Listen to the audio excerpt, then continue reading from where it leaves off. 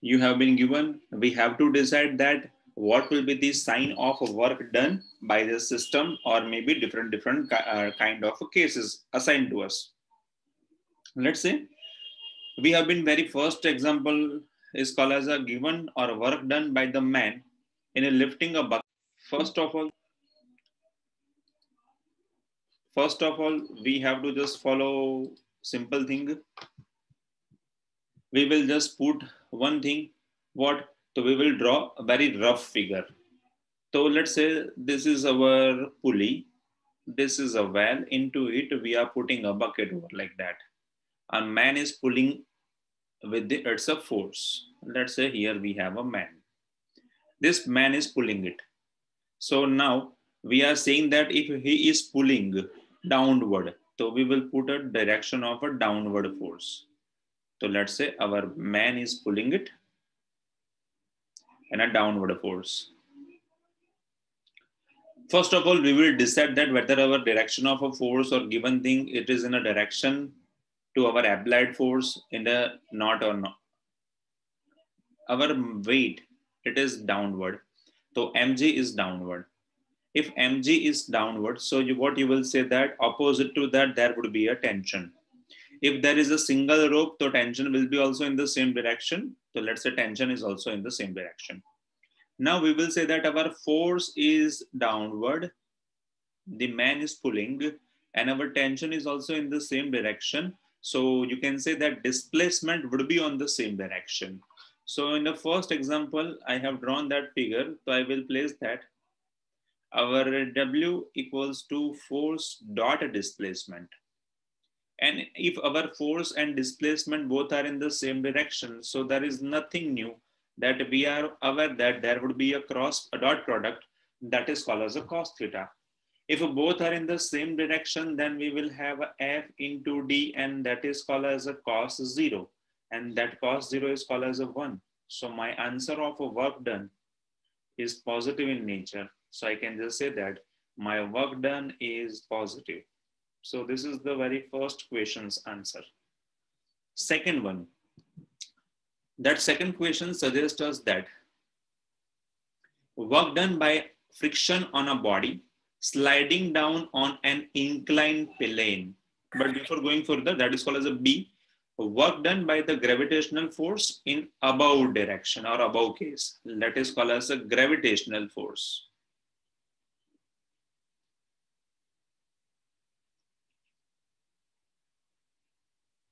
C. Our weight is downward. It is called as a gravitational force, which is in a downward direction, and man is pulling this one as an upward direction. So if we are considering our person's force is positive, the direction of gravity is opposite to that person's force. So we will say that gravitational force right now is opposite to the man's force. That is why it is considered as negative. Third one, C. Work done by the friction on a body sliding down on an inclined plane. Let's say I'm just putting an inclined surface. So this is my inclined surface, let's say, which is having some angle, that is I'm putting that at theta. And my body is right now placed on inclined surface. If my object, you can say that it is inclined on a surface, my friction on a body sliding down on an inclined plane. So you are just saying that whenever we have something moving down the side, so it is F, capital F is in the downward direction. So always opposite the downward direction, that is called as a frictional force. It is called as a small f. If you have a good memory, you may have written something in your mind that chapter number, we have a FBD. It is called as a free body diagram. And whichever direction your force will be, opposite direction will be the direction of your friction. So if your force is a downward, which is I'm considering as a positive, so my frictional force, which is opposite to it, so I will just say that small f is called as a frictional force and capital is called as our applied force.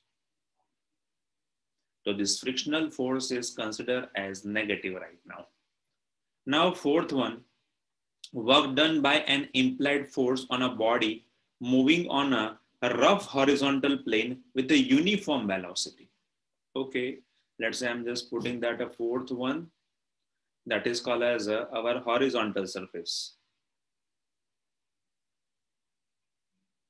which is holding uniform velocity or uniform motion. So let's say I'm just putting that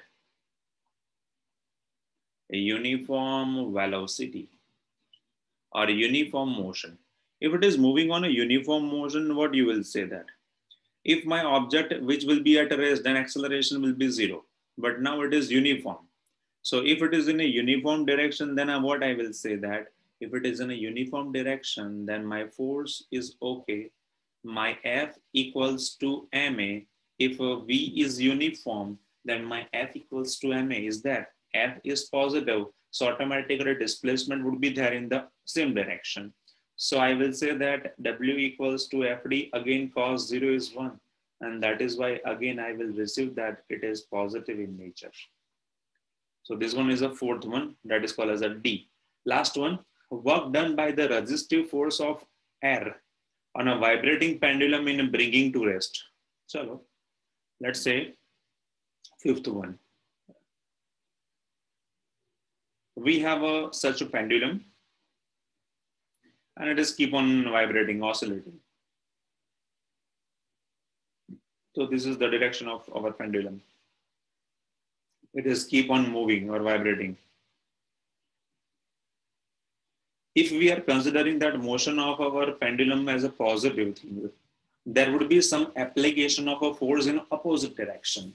So I am just saying that force by our pendulum itself positive. But we want to stop this pendulum. So I am just using that stopping force. Stopping force applied by air. It is called as a frictional force.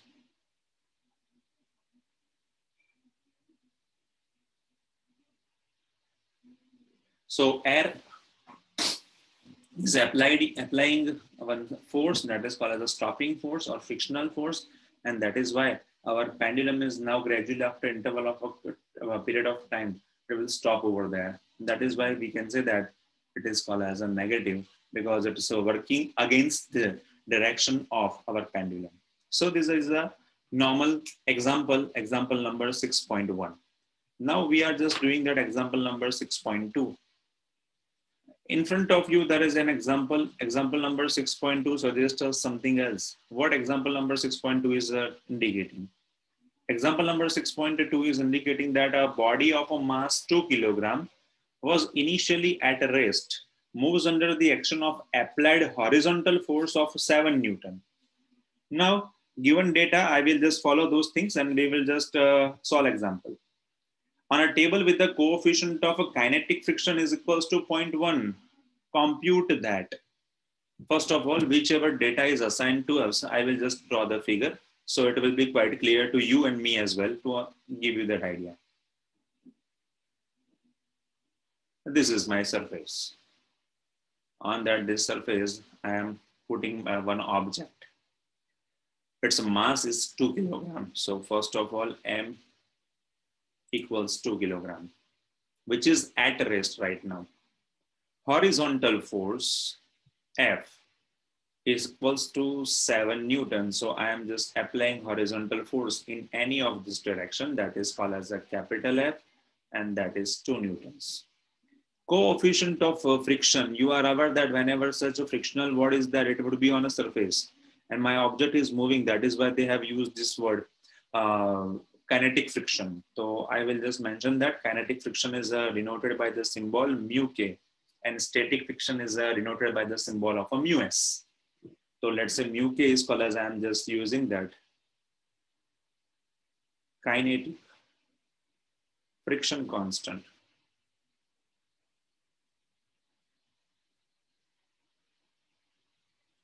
And that is mu k, its value is 0.1. So we have to just first of all find out following these things. Work done by the applied force in a 10 second. First of all, we are just using this notation. who is pulling and whom.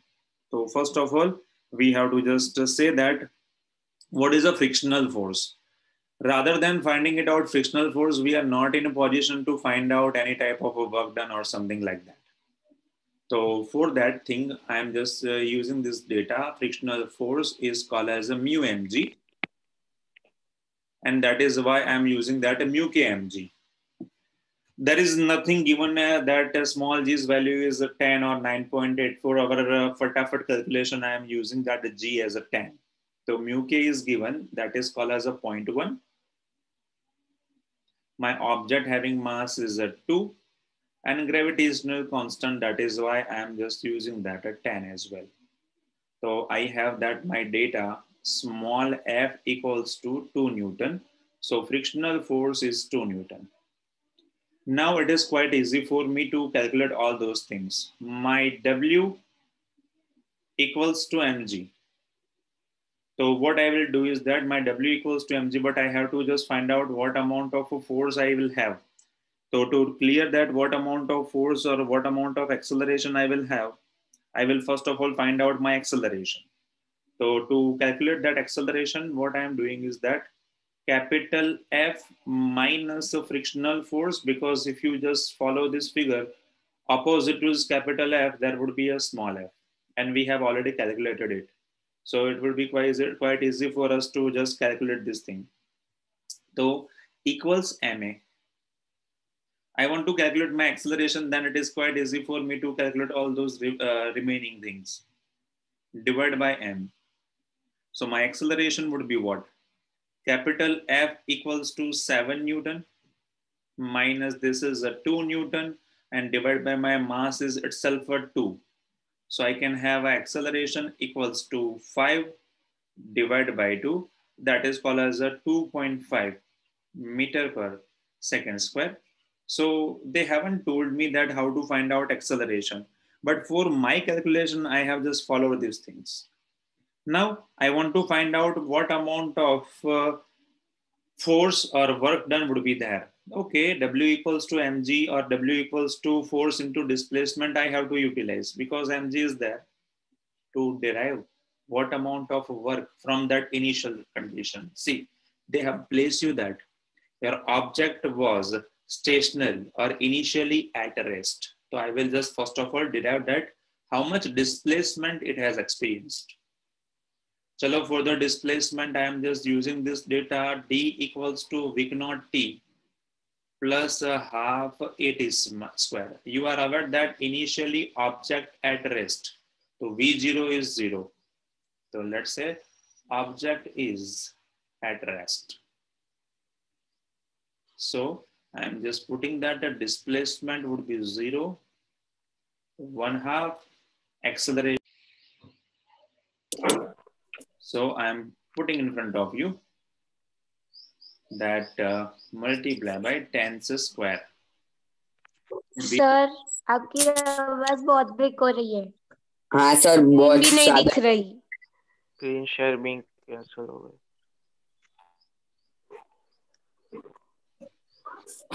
Sir net problem लगता है।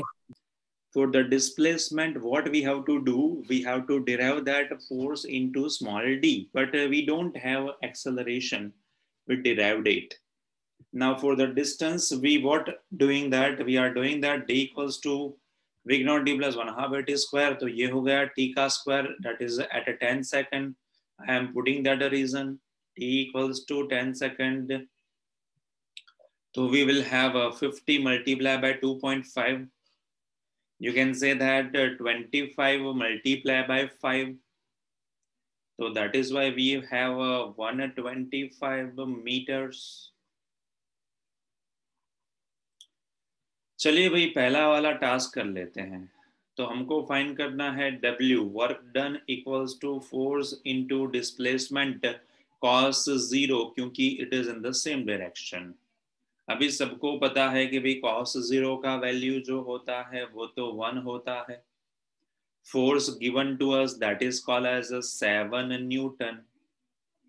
ये हो गया 125। तो W equals to this much amount of a joule.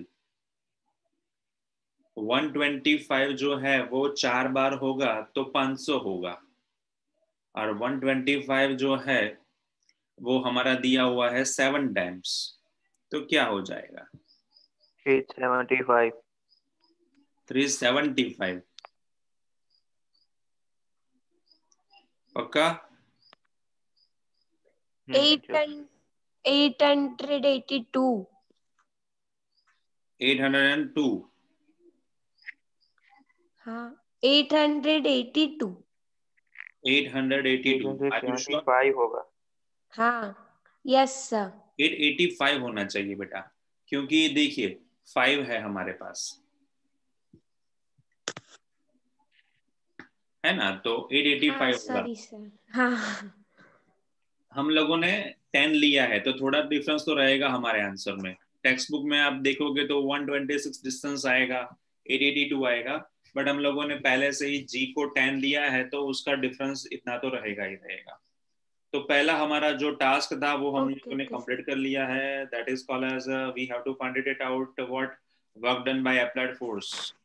अभी बोला है work done by the frictional force. Okay, अभी फ्रिक्शन जो होता है वो अपोजिट डायरेक्शन में होता है। तो first of all I sir am 75 नहीं होगा W वो, इक्वल्स टू, मतलब वो, बोल बोल बोल। सर वो 875 नहीं होगा, वो 885 लिखा है वो। 875 होगा, हाँ सही है। एफ डी कॉस 180 डिग्री, 180 इसलिए प्लेस किया है कि frictional force is in opposite direction, तो उसको मैं प्लेस कर दूंगा -1। फ्रिक्शनल फोर्स बोला हुआ है तो मुझे कैपिटल एफ की जगह स्मॉल एफ लिखना है, क्योंकि मुझे फ्रिक्शनल फोर्स फाइंड करना है। तो फ्रिक्शनल फोर्स का वैल्यू हो गया -f। अभी फ्रिक्शनल फोर्स कितना दिया हुआ है तो बोलेंगे फ्रिक्शनल फोर्स जो हम लोगों ने फाइंड किया है वो हो रहा है हमारा 1.96, और डिस्प्लेसमेंट हम लोग कितना लेकर आए हैं? डिस्प्लेसमेंट हम लोग लेकर आए हैं 125। cos 180 का वैल्यू हो जाएगा नेगेटिव। तो चलिए भाई, 1.96 मल्टीप्लाई बाय 125, 245। तो माइनस हो गया मेरा 245। थर्ड टास्क, थोड़ा मैं आपको बोला हुआ है कि भाई नेट फोर्स क्या हो जाएगा। अभी नेट का मीनिंग क्या होता है? नेट का मीनिंग होता है कि कैपिटल एफ और स्मॉल एफ दोनों को आप लोग लेंगे और दोनों का एप्लीकेशन करना है। तो चलिए मैं लिख लेता हूं net force, W of net. अभी W ऑफ नेट का मीनिंग होता है capital F in the right hand direction, small f is in opposite direction into displacement. Cos 0 ही होता है तो उसका लिए लिखने की जरूरत नहीं है। चलिए कैपिटल F का वैल्यू है मेरा 7, स्मॉल f का वैल्यू मेरे पास है 2 या 1.96। हम लोगों ने लिया था 2 लिया था, तो ऊपर भी 2 ही प्लेस कर लेते हैं तो काफी अच्छा रहेगा। तो यहाँ पर हमारा 250 आंसर आ जाएगा, क्योंकि हम लोगों ने स्मॉल f देखिए ऊपर हम लोगों ने स्मॉल f जो बेटा फाइंड किया ना वो हमारा कितना आता? 2 न्यूटन था, तो वो ही लिखना है। तो ये हो जाएगा 250। डिस्प्लेसमेंट हम लोगों ने किया था 125 मीटर्स का, तो लेट्स से आवर डिस्प्लेसमेंट इज 125। तो ये हो जाएगा मेरा 5 और 125। चलिए 5 5 125 625। 625, तो ये हो गया मेरा 625 न्यूटन्स। चलिए अब आपको बोला हुआ है काइनेटिक एनर्जी कितना हो जाएगा फोर्थ में। Kinetic energy of the system eight 10 second. देखना अभी टाइम सब में सेम है तो और कुछ करने की जरूरत नहीं है। अगर टाइम डिफरेंट होता तो हम लोगों ने जैसे d इक्वल्स टू विक naught D plus 1/2 T square किया था वो हर एक में करना पड़ता हमको। चलिए तो W इक्वल्स टू डेल्टा के उसको बोलते हैं हम लोग को वर्क एनर्जी थियरम।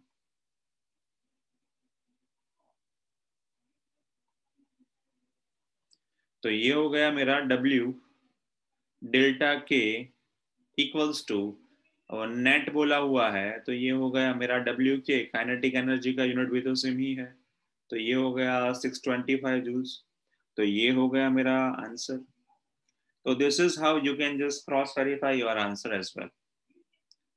चलिए भाई 6.11 जो है वो काफी इंपॉर्टेंट भी है और काफी बार पूछ भी चुके हैं ऐसे एग्जांपल्स को। अभी यहाँ पर आपको फिगर्स दिए हुए हैं। In figures you can see that 6.11 जो भी फिगर्स है वो 6.11 ही है। तो इसमें फिगर में फर्स्ट ऑफ ऑल ऐसा बोला हुआ है कि sum of the potential energy functions is one dimension. Yes, हमको पता है, आपको दिख रहा है on the y-axis that is called as a vx, on the x-axis that is called as a x. It is x is indicating the direction of our motion in a single dimension or one dimension. Total energy of a particle is indicated by the cross in the ordinates. तो यहाँ पर आप देख सकते हो कि पहला वाला फिगर में जो क्रॉस लिखा हुआ है वहां पर जो है वो हमारा नेट एनर्जी है। Specify the regions, if any, in which of the particle cannot be found for the given energy. Indicate the minimum total energy, and हमको देखना है कि also indicate minimum total energy of the particle must have in each case. Think of the simple physical context of which this potential energy shapes are relevant. यहाँ पर Vx जो है वो है आपका potential energy, और यहाँ पर आपका है x is called as a motion। तो हमको देखना है कि क्या क्या ये हमारा जो फिगर है वो दिखा रहा है। चलिए पहला वाला जो ग्राफ है उसको हम लोग डिराइव कर लेते हैं। x एक्सिस पे ग्राफ का शुरुआत होता है विथ सम डिस्टेंस, तो हम लोग बोल सकते हैं कि x is greater than a, या तो a से स्टार्ट हो रहा है, x एक्सिस का वैल्यू a से स्टार्ट हो रहा है। दूसरा एक चीज कि भाई हमारा x जो है यहाँ पर पहला वाला जो रीजन है जिसको मैं रेड कलर से हाईलाइट कर रहा हूँ, वहां पर तो कोई मोशन ही नहीं है। तो कोई मोशन है ही नहीं तो व्हाट यू विल से, यहाँ पर कोई मोशन नहीं है तो पार्टिकल एग्जिस्ट ही नहीं कर रहा है। पार्टिकल होगा तो मोशन होगा, तो x इज ग्रेटर देन वाला a जो पोर्शन है वहां पर पार्टिकल कैन नॉट एग्जिस्ट। और दूसरा बोल सकते हैं कि हम लोग पार्टिकल है जहां पर a से शुरुआत हो रही है। When we are just saying that जहां पर a का शुरुआत हो रहा है वहां पर आपका देखिए काइनेटिक एनर्जी या टोटल एनर्जी जो है वो कहां पर है, नीचे है। ये लाइन से पोटेंशियल एनर्जी से आपका नॉर्मली नीचे है। तो आप बोल सकते हो कि यहाँ पर E कितना होगा, तो योर E इज मिनिमम। तो हर एक केसेस के लिए हमको ऐसा ही देखना है। आप ऐसे भी तो प्लेस कर सकते हो कि भाई net energy E is combination of kinetic energy and potential energy.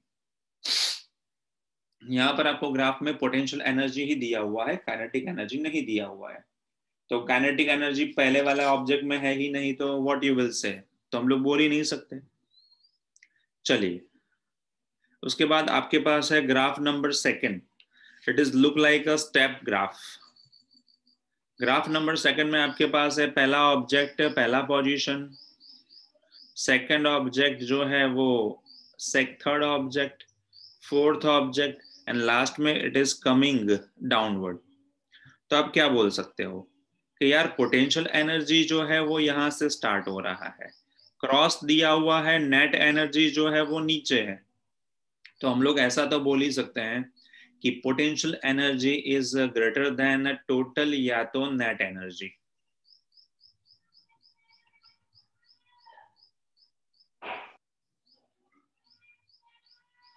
चलिए नेक्स्ट में क्या बोल सकते हैं कि भाई यहाँ पर आप देख सकते हो कि भाई मिनिमम एनर्जी कहाँ से स्टार्ट होगा, तो भाई मिनिमम एनर्जी जो होगा वो हमारा V1 से स्टार्ट होगा। ये V1 वाला पोजीशन है, ये V2 वाला पोजीशन है, ये V3 वाला पोजीशन है। तो हम लोग बोल सकते हैं कि हमारा मिनिमम एनर्जी जो होगा यहाँ पर वो V1 से स्टार्ट होगा। सी यहाँ पर हम लोग पोटेंशियल एनर्जी को ऐसा भी तो बोल सकते हैं कि 1/2 kx², थियरी में है कि भाई स्प्रिंग के लिए पोटेंशियल एनर्जी, बट ये स्प्रिंग नहीं है। दूसरा कि चैप्टर नंबर 3 के भी ग्राफ्स जो होंगे वो हम लोग बोलेंगे कि भाई कितना एरिया कवर हो रहा है, तो नेट एरिया भी बोल सकते हैं। बट यहाँ पर नेट एरिया ड्रॉ करने का कोई मीनिंग ही नहीं है। Potential energy multiply by displacement या distance, not giving any type of thing. तो हमको उसको परपेंडिकुलर उसको x और y एक्सिस पे ड्रॉ करने हैं, और ड्रॉ करने के बाद ही you will be in a position के डिसाइड कर पाओगे कि क्या बोलना चाहते हैं ये लोग। थर्ड में हमारे पास फिगर है, यहाँ पर आप देख सकते हो कि भी पोटेंशियल एनर्जी कहाँ पर है और एनर्जी कहाँ पर है। देखिए यहाँ पर दो पॉइंट है जहां पर हमारा पोटेंशियल एनर्जी दिख रहा है, एक पॉइंट यहाँ पर और दूसरा यहाँ पर नेगेटिव में, और दोनों के बीच का हमारा जो नेट एनर्जी है वो यहाँ पर कहीं पर बीच में है। उसका मीनिंग हुआ कि भी पॉजिटिव और नेगेटिव एक्सिस में हमारा जो काइनेटिक एनर्जी है, और दूसरा भी ऐसा बोल सकते हैं कि पॉइंट्स जो है वहां पर पहला हमारा पोजीशन है ए, दूसरा है पोजीशन बी। यहाँ पर काइनेटिक एनर्जी जो है वो हम लोगों को फाइंड नहीं कर सकते, बट ऐसा तो बोल ही सकते हैं कि भी पोटेंशियल एनर्जी जो है वो एनर्जी से लेस इन प्रपोर्शन है, क्योंकि एनर्जी ज्यादा है, पोटेंशियल एनर्जी नेगेटिव प्रपोर्शन में जा रहा है। दूसरा कहाँ पर जा रहा है, बोलेंगे ऊपर वाले पोर्शन में पॉजिटिव है, नीचे वाले में नेगेटिव है, तो हम लोग ऐसा बोल सकते हैं कि भी चलिए मिनिमम एनर्जी कितना हो जाएगा, तो बोलेंगे मिनिमम एनर्जी हो जाएगा हमारा -VS वाला पोजीशन पर मिनिमम मिलेगा वहां पर, बाकी पर हमारे पास है kinetic energy is greater than.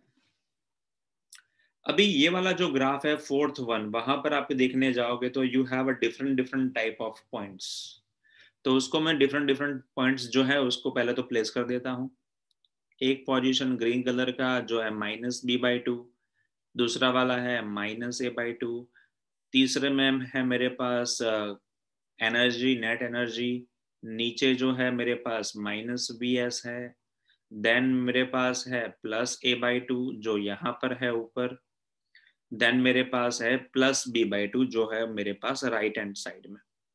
तो एक काम कर लेते हैं कि भी मैं पहले अपने -A/2 और +A/2 की बात करूं, तो मेरा कोई पोजीशन है -A/2 less than x less than +A/2, तो मेरा पोजीशन जो है उसको मैंने दो पोर्शन में डिवाइड कर दिया, पहला -A/2 से लेके +A/2 में। अभी दूसरा एक पोजीशन है, मुझे ऐसा लग रहा है कि मेरा x का पोजीशन जो है वो मेरा B/2 जो है वो पॉजिटिव एक्सिस पे है, तो वो राइट हैंड साइड में जा रहा है, तो I will just place it as a positive. तो x का वैल्यू पॉजिटिव होगा +B/2 से, और x का वैल्यू ऑन नेगेटिव साइड होगा -B/2 से less than, left hand side पर ये वाला। तो यहाँ पर पार्टिकल जो है वो एग्जिस्ट नहीं कर रहा है, कहाँ कहाँ पर बोलेंगे A/2 से -A/2 के बीच में। दूसरा बोलेंगे A/2 B/2 ले सकते हैं, हाँ बोल सकते हैं, तो पहला ले सकते हैं A/2 से लेके B/2 में ये डिक्रीजिंग प्रोपोर्शन में है, -A/2 से लेके -B/2 में भी डिक्रीजिंग प्रोपोर्शन में है, तो मैं बोल सकता हूँ कि मेरा जो टोटल मिनिमम एनर्जी जो होगा वो नेगेटिव होगा, क्योंकि नेगेटिव इस वजह से because it is a decreasing proportion. तो यहाँ पर ये जो ग्राफ्स है it is indicating you this things. So told that a drain drop of a radius 2 millimeter falls from the height of 500 meters. So first of all, what I am doing is that separating all my data. So that is called as R is called as a radius of a drop. It is a 2 millimeter. So ideally, I am just converting in the terms of meters. My height from where it has been dropped, it is called as a 500 meters.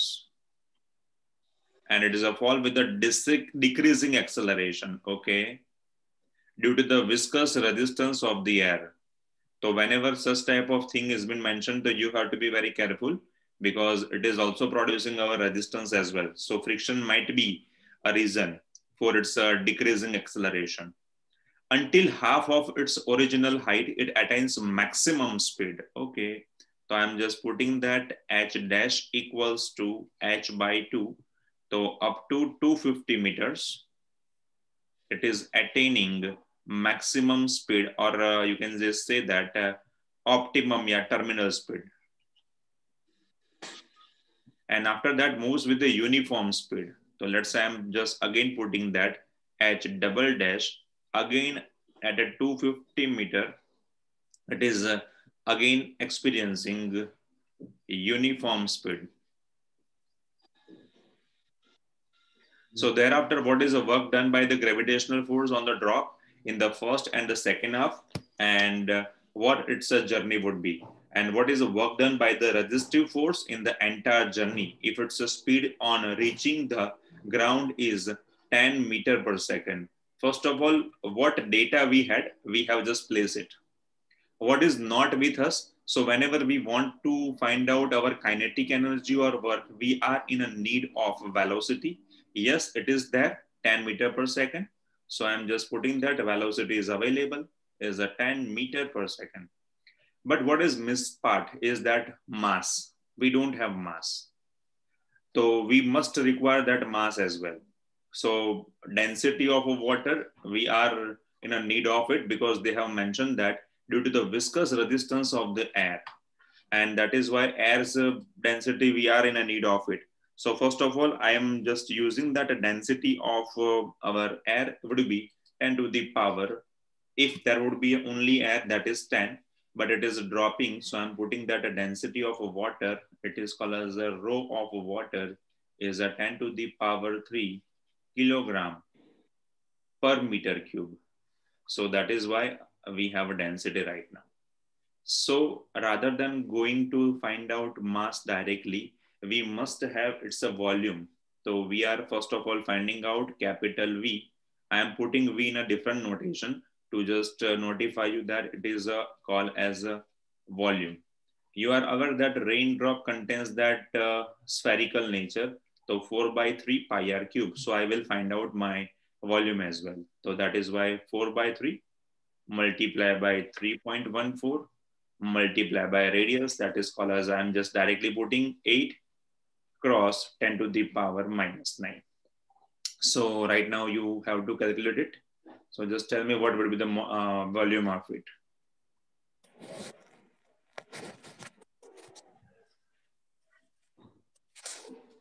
Four multiplied by 3.14 multiplied by 8 multiplied by divide by 3. So I will have a 10 to the power minus 9. That would be the volume of it.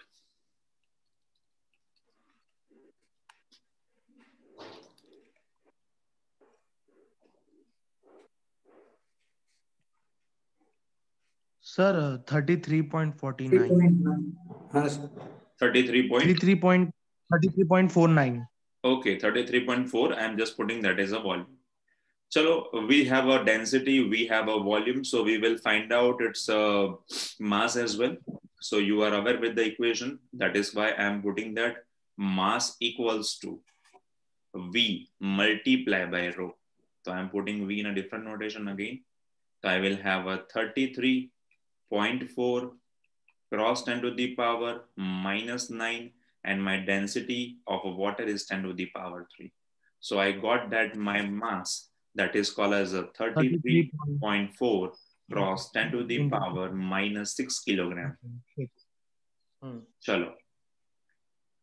To find out all those things, we are in a need of something else. So kinetic energy bhi chahiye, and amount of work done also we are in a need of it.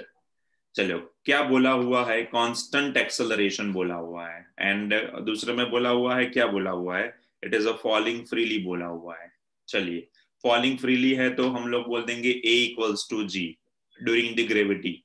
तो I'm just putting that A equals to G, that is called as a falls freely. So I am just using that F equals mg. So I have a mass that is called as a 33.4 multiplied by 10 to the power minus 6. Rather than using 9.8, I will just use directly 10. So it will calculate my all those things very easily. 10 to the power minus 5 Newton. चलो, मेरा F मिल गया है.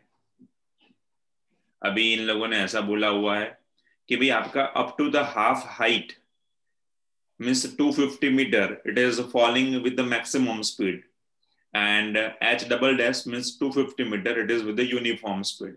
चलिए maximum speed या uniform speed के लिए दोनों के लिए हम लोग work done find कर लेते हैं.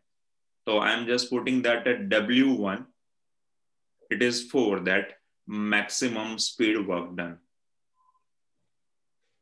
तो maximum speed work, चलिए मैक्सिमम स्पीड के लिए वर्क फाइंड कर लेते हैं। तो W1 equals to force into displacement, but यहाँ पर पहला displacement I am putting that it is h dash because they have mention as half height which is 250 meter. So my first one W1 equals 250 multiplied by 33.4 into 10 to the power minus 5.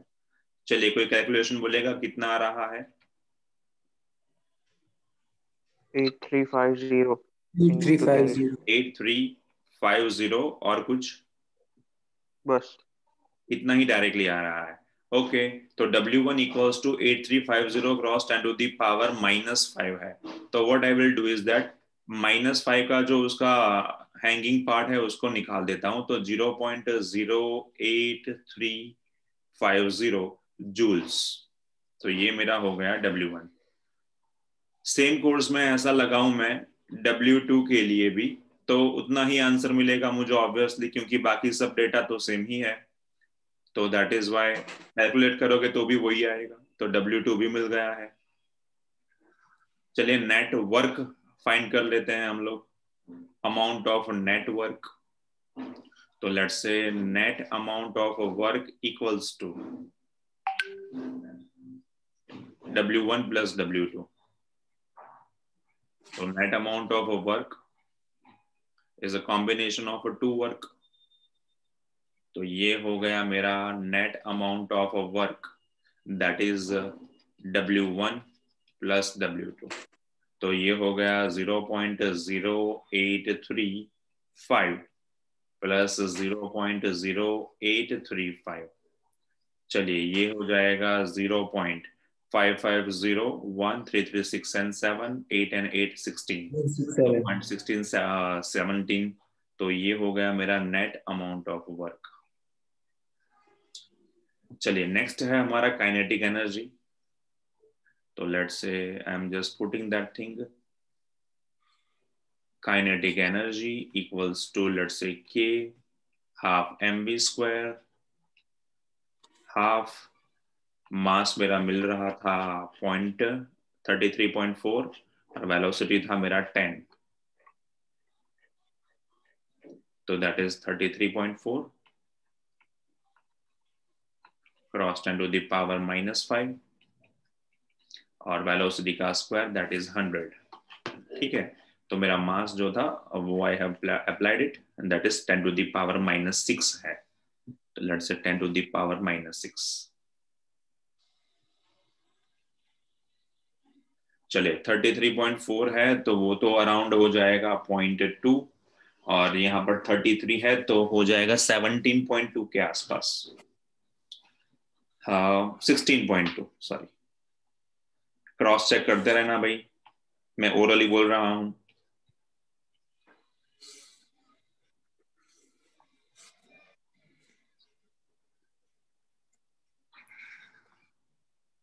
ठीक है, तो ये मेरा हो गया है 33.4 means 16.2। चलिए अभी काइनेटिक एनर्जी मेरा मिल गया है। पोटेंशियल एनर्जी के लिए क्या करना चाहिए? तो हमको करना चाहिए भाई काइनेटिक एनर्जी या पोटेंशियल एनर्जी।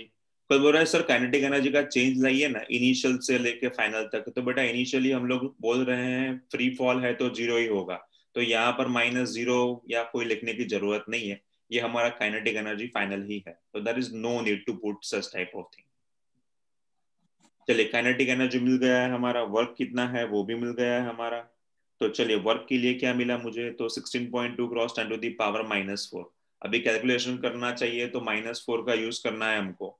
तो आगे जाते हैं, -4 को भी यूज करना है क्योंकि कंपैरिजन के लिए पावर है किसी के पास पावर नहीं है, तो that is quite different thing. तो let's say I am putting that kinetic energy equals to 0.00162 joules.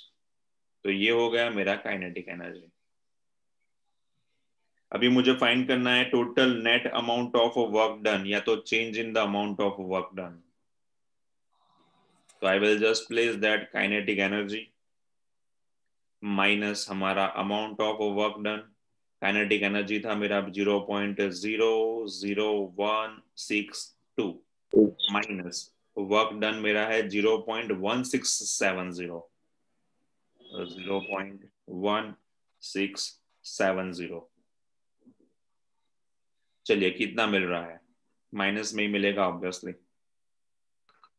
Minus 0.16538 minus 6538 0.1538 joule. अब यार माइनस में आंसर मिला, उसका मीनिंग ऐसा हुआ कि भाई अमाउंट ऑफ रेजिस्टिव वर्क जो होगा वो ज्यादा होगा। तो I am mentioning that negative sign indicates resistive force. तो ये हो गया हमारा एक्सरसाइज एग्जांपल नंबर 13। अभी है हमारे पास एक्सरसाइज एग्जांपल नंबर 14। अभी एक्सरसाइज एग्जांपल नंबर 14 में आपको बोला हुआ है कि भैया molecule in a gas container, it's a horizontal wall with the speed of 200 meter per second and angle 30 degree with the normal। चलिए नॉर्मल ड्रॉ कर लेते हैं पहले, उसके बाद जो भी डेटा दिया हुआ है that we will apply it. ये मेरा नॉर्मल है और यहाँ नॉर्मल को मेरा जो बॉल है it is hitting with angle of 30 degree. तो ये मेरा एंगल पर 30 डिग्री पर मेरा हिट हुआ। After hitting this ball what will be there? तो लेट्स से मैं प्लेस कर रहा हूँ यहाँ पर, ये मेरा एक initial incident angle. Same course में after collision with the surface it is bouncing back with the same angle. तो हमको पता है 10th में पढ़ा था रे ऑप्टिक्स में, कोई नॉर्मल सरफेस पे एंगल ऑफ इंसिडेंट होता है, same amount of angle of reflection भी होता है। तो वही चीज मैंने यहाँ पर अप्लाई कर दिया है।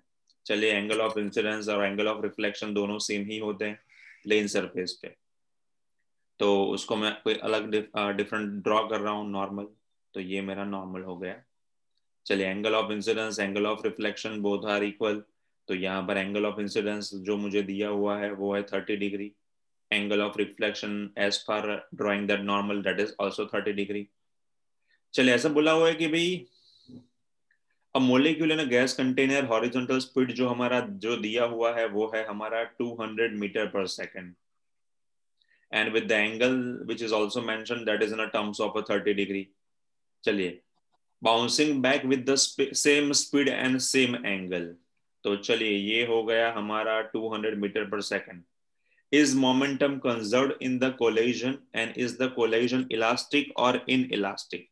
चलिए यार ऐसा बोला हुआ है कि हमारा अगर लीनियर मोमेंटम कंजर्व रहता है तो इलास्टिक रहेगा या इन इलास्टिक रहेगा। तो हमको पता है कि मोमेंटम या तो काइनेटिक एनर्जी कंजर्व रहता है तो उसको इलास्टिक एनर्जी बोलते हैं। हमको इतना तो पता ही है कि आफ्टर कोलिजन हम लोगों ने when we have learn that theory हम लोगों ने ऐसा कहीं पर भी नहीं बोला है कि after collision it's a mass is change. हम लोगों ने ऐसे कोई एग्जांपल देखे ही नहीं है। तो हम लोग बोल सकते हैं पहला वाला चीज कि भाई मेरा मास जो है इट इज कंजर्व्ड।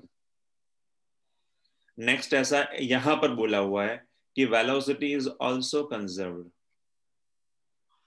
चलिए मास भी कंजर्व्ड है, वेलोसिटी भी कंजर्व्ड है, तो मेरा मोमेंटम जो लीनियर है, right now we are only talking about linear, तो मेरा लीनियर मोमेंटम कंजर्व्ड है। यस तो मेरा काइनेटिक एनर्जी जो है वो भी सेम ही रहेगा, वो भी कंजर्व्ड रहेगा क्योंकि मास तो कांस्टेंट है ही है, वेलोसिटी भी आफ्टर कोलिजन कांस्टेंट है। यस तो हमको पता है whenever my mass and velocity, whenever my momentum and kinetic energy remains conserved, it is called as a case of elastic collision।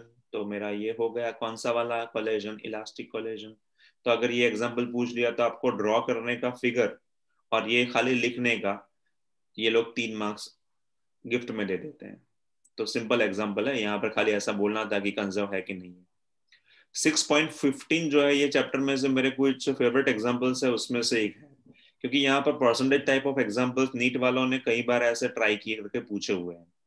A pump on the ground of the floor of a building can pump water to fill the tank with the volume of 30 metre cube. चलिए volume के लिए मैं different का वाला notation place करता हूँ। Capital V है मेरे पास, it is 30 metre cube. Time कितना ले रहा है? It is taking the time of 15 minute. चलिए मिनट को सेकंड में कन्वर्ट करना जरूरी है क्योंकि each and every unit contains the terms of either CGS or MKS containing seconds as well. तो 15 मिनट बोला हुआ है तो 15 मल्टीप्लाई बाय 60 तो ये हो गया मेरा 90 मींस 900 सेकंड्स। चलिए नेक्स्ट बोला हुआ है कि भाई हमारा जो टैंक है it is at a height of 40 metre, तो let's say capital H would be the height, that is called as a 40 metre. Next, and the efficiency of the pump is a 30%. Let's say eta is called as a efficiency. It is called as a constant which is used for the representation of efficiency. So let's say it is called as a eta. Efficiency बोला हुआ है 30%. Efficiency को लोग ऐसे भी बोलते हैं कि आउटपुट पावर और इनपुट पावर जो होता है उसका रेशियो बोलते हैं। तो ये भी चीज आपको बार बार आती रहेगी। तो एफिशिएंसी बोला हुआ है, थर्मोडायनेमिक्स शायद केमिस्ट्री में चल रहा होगा तो वहां पर भी यही एफिशिएंसी को यूज करते हैं। आउटपुट थर्मल कंडक्टिविटी और output thermal power divide by input power. नहीं है तो हम लोग टेम्पररी ये चैप्टर में एफिशिएंसी को याद रखना है, कहीं पर भी थियरी नहीं है फिर भी they have asked us that eta is there. चलिए आउटपुट पावर के लिए मेरे पास पावर तो होना जरूरी है। अभी ऐसा बोला हुआ है कि भाई efficiency of the pump is 30%। How much electric power it is consuming. अभी पावर के लिए what I need is that मेरे पास कुछ मास भी तो होना चाहिए, मेरे पास वर्क भी तो होना चाहिए। तो क्या करना चाहिए, तो फर्स्ट ऑफ ऑल मैं मास फाइंड कर लूं, then I will just gradually move to the other part.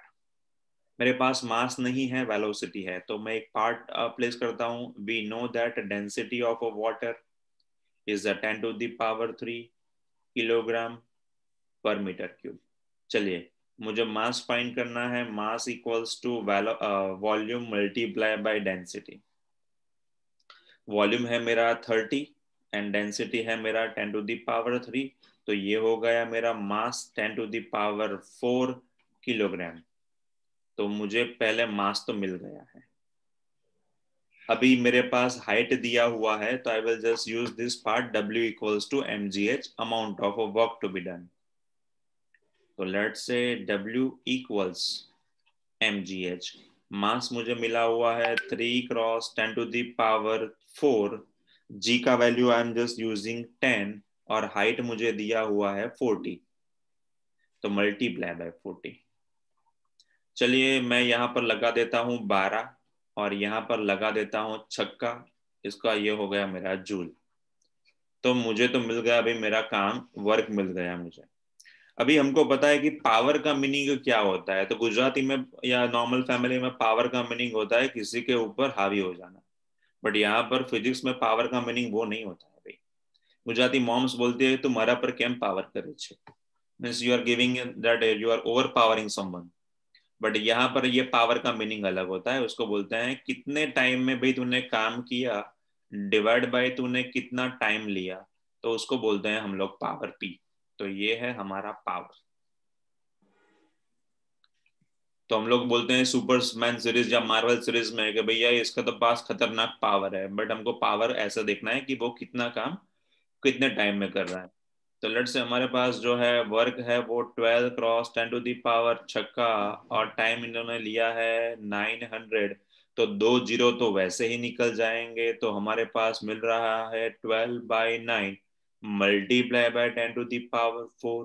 अभी यार 3 का टेबल तो प्राइमरी में पड़ा हुआ है, 3 4 हो गया, 10 to the power 4 हो गया, यहाँ पर 3 हो गया। चलिए 4/3 क्या हो जाएगा, 1 पॉइंट समथिंग तो होना ही चाहिए।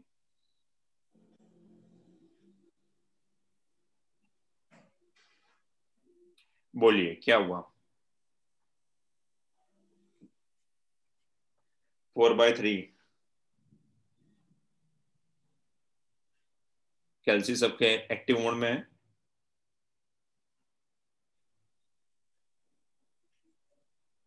वन 1.333 समथिंग है। 1.33 1.33 क्रॉस 10 to the power 4, तो ये हो गया मेरा पावर। तो ये पावर जो था वो मैंने दिया हुआ था, तो उसको मैं बोल दे रहा हूँ मेरा जो ये पावर है वो मेरा मिल रहा पावर है। तो लेट्स से पावर रिक्वायर्ड बोल देता हूँ।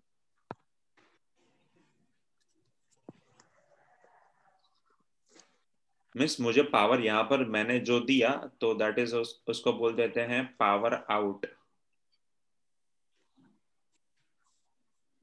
हमको इन लोगों ने मांगा हुआ है input power, what will be the electric power consume by the system, means input कितना दिया हुआ होगा। सर चल आपकी आवाज कट रही है। मेरी आवाज कट रही है तो लॉग इन होके फिर से लॉग आउट हो जाइए, सॉरी लॉग आउट होके फिर से लॉग इन हो जाइए।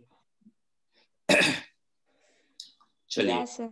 अभी मुझे करना है क्या, तो अभी मुझे करना है ईटा चाहिए। ईटा तो है मेरे पास, तो ईटा का फॉर्मूला है power output divide by power input, percentage में है तो multiply by 100। What I am in need of is, मुझे पावर इनपुट चाहिए, तो power input equals to power output multiply by 100 and divide by eta. चलिए power input find करना है। Power output का value we have found out is 1.33 cross 10 to the power 4, तो 1.33 cross 10 to the power 4 multiply by 100 divide by my data is in a terms of a percentage। कितना percentage दिया हुआ है, तो दिया हुआ है मुझे 30% दिया हुआ है, तो let's say I am just putting in the terms of 30। यहाँ पर मैंने ऊपर जो यूनिट लिखा था वो W लिखा था, उसको बोलते हैं watt, it is called as a joule per second, तो हम लोग भी यहाँ पर जूल पर सेकंड ही लिखेंगे। तो मैंने यहाँ पर कहीं पे भी किलोवाट या मेगावाट में कन्वर्ट नहीं किया हुआ है। तो लेट्स से मेरा जो पावर इनपुट जो मुझे मिल रहा है 1.33 क्रॉस 10 टू द पावर 4 और 2 6 और नीचे से एक गया तो that is 10 to the power 5 divide by 3। चलिए भाई 1.33 है, बट 1.33 से डिनोमिनेटर ज्यादा बड़ा है तो 0 पॉइंट समथिंग आना चाहिए, तो that would be 0 point something. क्या मिल रहा है मुझे 0 पॉइंट समथिंग में? 0.44 0 पॉइंट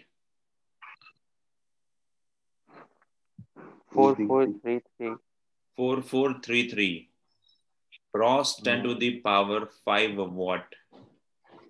अभी कोई बोलेगा नहीं मुझे सर किलोवाट में लाना है, क्योंकि मोर ओवर हमारा पावर जब भी टर्म्स ऑफ प्रीफिक्स और सफिक्स में होता है तो हम लोग ऐसा कर देंगे 44.33 दो जीरो दे दिए हैं तो 10 टू द पावर 3 हो गया। अभी यार 10 टू द पावर 3 को तो किलो बोलते हैं, तो 44.33 किलोवाट, तो ये हो गया मेरा आंसर इनपुट के लिए। तो ये क्वेश्चन काफी अच्छा है कि जहां पर आपको ये ऐसे ऐसे इफेक्टिव पार्ट करने पड़ेंगे कि यहाँ पर डायरेक्टली नहीं दिया होता है। जैसे डेंसिटी ऑफ वाटर आपको याद रखना है, it is having the value 10 to the power 3, chapter number 2 में भी यही आता था। 6.16 जो है उसको मैं बोलूंगा पप्पू टाइप ऑफ एग्जाम्पल, अगर यही एग्जाम्पल आपके एग्जाम में आ गया है तो आपके लिए काफी इजी हो जाएगा। Two identical balls bearing in a contact with each other and are resting on the frictionless table are hit head-on by another ball bearing of the same mass। तो क्या करना है, moving initially with the speed capital V, initial speed हमको दिया हुआ है capital V। If the elastic collision would be there, चलिए आपको इलास्टिक कोलिजन बोला हुआ है तो आपको पता है कि मास तो कांस्टेंट रहेगा ही रहेगा, क्योंकि वी हैव एज्यूम्ड इट कि mass remains constant. But which of the following figure is possible with the result after collision. अभी इलास्टिक कोलिजन बोला हुआ है तो हमको पता होना चाहिए mass and velocity both remains constant. Apart with that हमारा मोमेंटम भी कंजर्व रहना चाहिए। अपार्ट विद दैट हमको ऐसा भी तो बोलना चाहिए कि हमारा काइनेटिक एनर्जी रिमेन्स कांस्टेंट। यार पहला लेफ्ट वाला जो फिगर है वो देखिए आप, वहां पर you can see that yellow ball and 2 and 3 both are in contact. बाद में figure number 2, figure number 3 and figure number 4 में सॉरी 1 2 3 में राइट हैंड साइड में कुछ डिफरेंट दिया हुआ है। तो what I will just first of all follow is that मेरा इनिशियल वेलोसिटी बोल दूंगा 0, तो let's say v0 is 0, it is called as my initial velocity. मैं लेफ्ट हैंड साइड की बात कर रहा हूं। My initial velocity is 0 and first velocity of the first ball is called as a v. Let's say I'm just naming it as a final velocity. चलिए उसका kinetic energy find कर लेते हैं। इसको मैं बोलूंगा लेफ्ट हैंड साइड का energy, kinetic energy, या तो K1। तो ये सब स्टोरी जो है वो बिफोर कोलिजन की है। तो लेट्स से हम लोग वो पहले लिख रहे हैं कि पहले क्या था। तो हम लोग बोल देंगे 1/2 mv0 का v square and half mv square. v0 is 0, so we received that kinetic energy initially. So let's say I'm just mentioning that it is called as initial equals 1/2 mv square. अभी ये left hand side का story हो गया। Let's say I am just naming it as equation number A. अभी right hand side का figure number 1 की बात कर रहे हैं। तो लेट्स से केस नंबर 1, फर्स्ट फिगर की बात कर रहे हैं। चलिए फर्स्ट फिगर में हम लोगों को दिख रहा है क्या, इनिशियल में पहला ऑब्जेक्ट जो है उसका मास हमको दिख रहा है क्या, उसका मास है मेरा सेम, वेलोसिटी दिख रहा है 0, और सेकंड एंड थर्ड बॉल का वेलोसिटी दिख रहा है v/2। तो चलिए सेकंड फिगर के लिए what I am mentioning is that के kinetic energy after collision equals half m v1 का v square, half m velocity of second object का मींस सेकंड बॉल का v square, and half mass velocity of third ball का v square. Initial ball का velocity हम लोगों ने right hand side में दिखा हुआ है v equals to 0, yellow ball के नीचे, and second and third one is containing v/2। तो I am mentioning all those data. तो मेरा है ये मेरा 1/2 m v0 is automatically becoming 0, half m and that is called as a v/2 का v square, and again half mass remains constant, so v/2 का v square. My mass will be 0, half m that is called as mv square divided by 4, but half and half contains full. So my right hand side contains mv square divided by 4. This is for the figure first one after collision. So by your normal definition point of view, if I am comparing this expression with equation number A, you can say that kinetic energy is not conserved. It is automatically becoming 0 because it is not following the definition of elastic collision.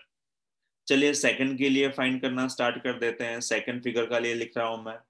तो let's से figure number 2 के लिए, figure number 2 में आपको दिख रहा है kinetic energy. Let's say I am just putting that for the afterwards part, half 1 mass of v1 and half mass and v2 का भी square and half mass of v3 का भी स्क्वायर। चलिए भाई दिख रहा है मुझे कि कुछ v1 का है 0, v2 का भी 0 हो रहा है क्योंकि फर्स्ट एंड सेकंड का दिया हुआ है v0, v equals to 0, और थर्ड में कंटेन्स वेलोसिटी v। वेक्टर दिया हुआ है तो मैग्नीट्यूड ही लिखेंगे हम लोग। तो फर्स्ट का वेलोसिटी हो गया 0, means automatically kinetic energy 0, second का भी 0, एंड थर्ड के लिए what I am getting is that half mv square. Yes, so my final kinetic energy after collision is half mv square, and that is all the second one. Same course you can apply for the third one. So you can see that all contains v/3. So what I am doing is that directly I am placing. So let's say I'm putting that for the figure number 3. 3 times लिख लेंगे kinetic energy after collision, 3 times half m v square by 3 है, v/3 है तो v square by 3 हो जाएगा, means 3 का v square is 9.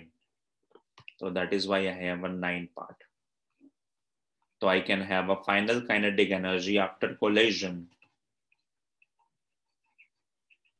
is called as mv square divided by 6.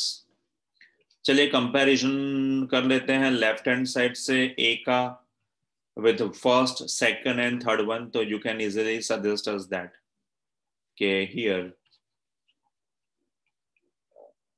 only second part is following.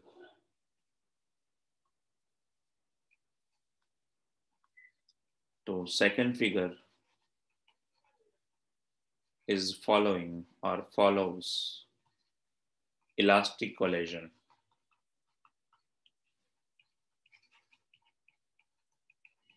So this is the end of example number 16. Now example number, you can say 17 you have. In example number 17, they have given you that a bob of a pendulum is released from the horizontal position A, as shown in the figure. दिख रहा है हमको.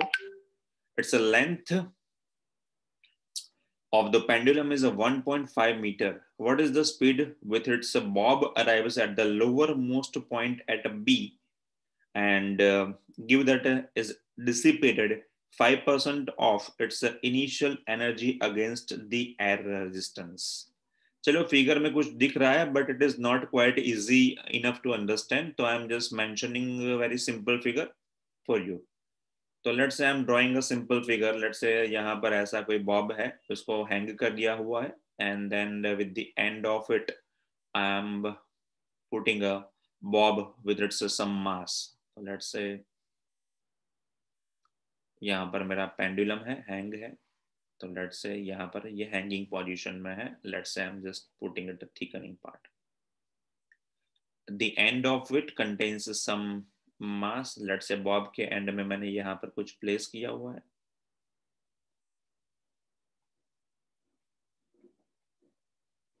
तो this is my bob. तो let's say bob contains some mass. तो I am just putting that it is containing some mass. Now I am just liberating it, and it contains some energy as well. So let's say I am just showing that it is oscillating like this, right and left hand side. So same is the course apply for the left hand side as well. हमको पता है कि भाई right hand side पे जाए या left hand side पर जाए, उसका जो मास या उसका जो डिस्टेंस है रेडियस से या तो इंटरनल पार्ट से या कनेक्टेड पार्ट से, it is not suppose to change. तो लेट्स से यहाँ पर उसका जो हैंगिंग पार्ट है, it's a length is called as a, they have mention is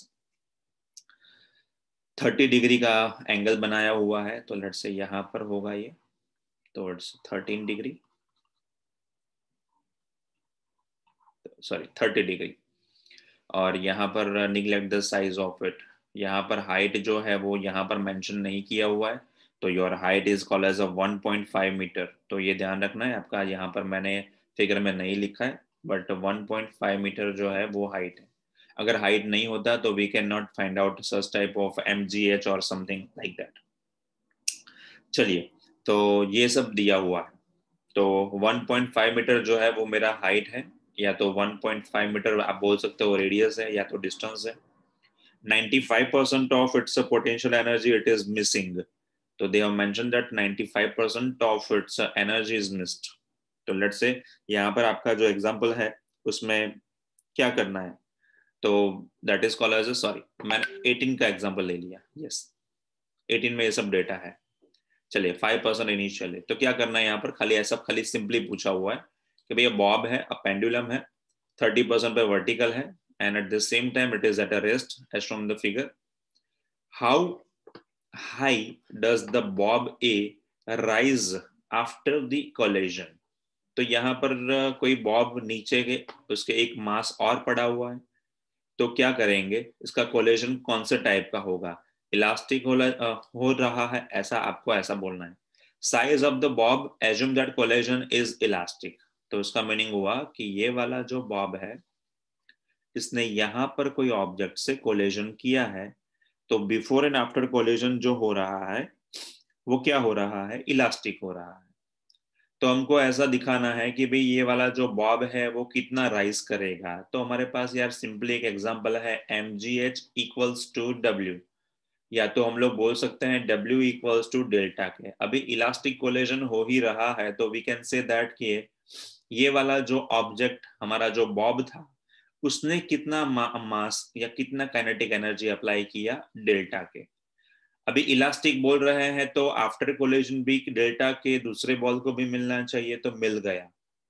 कितना हाइट उसने अचीव किया, तो हम लोग बोल देंगे by law of our work energy theorem W equals to delta K, match this terms, तो mgh equals to delta K, कोई डेटा तो दिया हुआ नहीं है, तो ये हो जाएगा डेल्टा के डिवाइड बाय mg, तो इतना हाइट पर राइज करेगा। तो this is quite simple one, और कुछ प्लेस करना नहीं है, बट यस उसका जुड़वा भाई है यहाँ पर 6.18, उसमें हम लोगों को ऐसा दिया हुआ है कि हमारा जो पेंडुलम है वो 1.5 मीटर पर हैंग किया हुआ है। चलिए 1.5 पर हैंग कर दिया।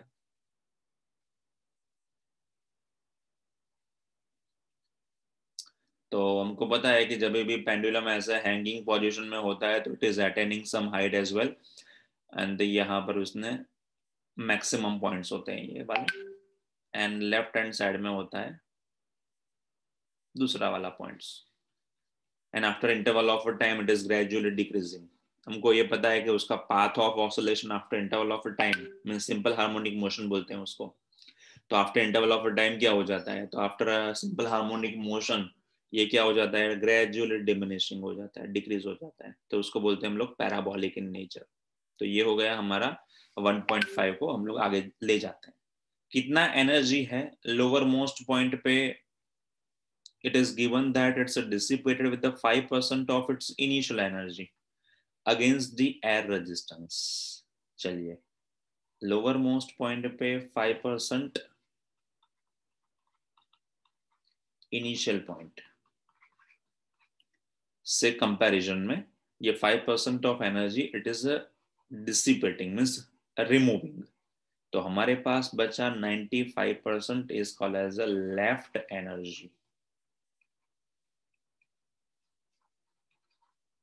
तो this is my 95% is left energy. 5% of initial energy against the air resistance, 5% loss कर रहा है, तो 95% हमारे पास बचा है। तो हमको फाइंड करना है उसके लिए कि भाई ये सब डेटा हमारे पास है, तो what is the left part with the work energy theorem, तो हम लोग बोल देंगे पहला W इक्वल्स डेल्टा के। चलिए 95% हमारे पास बचा हुआ है वर्क डन, तो इक्वल्स डेल्टा के हमारे पास बचा।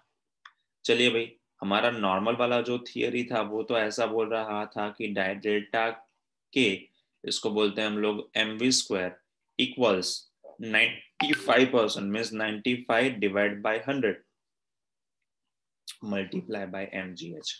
चलिए यार एक काम कर लेता हूं मैं, तो mm will be cancel out, तो 95 डिवाइड बाय 50 डाल देता हूं, multiply by g and h डाल देता हूं, अभी v को स्क्वायर रूट में डाल देता हूं, तो v equals under root of 95 multiply by gh divide by 50। चलिए कैलकुलेशन स्टार्ट कर लीजिए और वेलोसिटी कितना मिल रहा है वो बोलिए।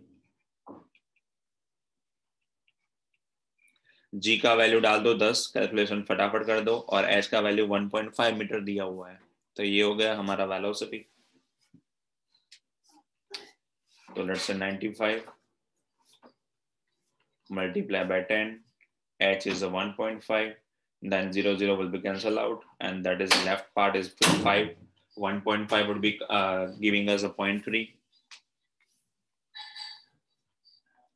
5.33 5.33, तो 10 लोगे तो 5.33 आ जाएगा, अदरवाइज 9.8 लोगे तो थोड़ा बहुत नियरेस्ट मिलेगा। Yes sir. तो ये हो गया मेरा 5.33 is called as a velocity. तो यहाँ पर किसी को पता ना चल रहा हो तो बीच बीच में पूछ सकता है। अभी बोल रहे हैं 6.19 में trolley of a mass 300 kilogram carrying a sandbag of a 25 kilogram is a moving uniformly with the speed of a 27 kilometre per hour on a frictionless track. यार ये लोग ने फ्रिक्शनलेस यहाँ पर दिया हुआ है 6.19 में। अभी यही चैप्टर में आगे चैप्टर नंबर 5 था, वहां पर पुली वाले भी कुछ लोगों ने एग्जांपल्स किए हैं, तो यहाँ देखा होगा कि फ्रिक्शन नहीं दिया हुआ है तो हम लोग नॉर्मली प्लेस कर देते थे F इक्वल्स टू mg, और अगर फ्रिक्शन दिया हुआ है तो म्यू के या म्यू एस लगाना पड़ता था।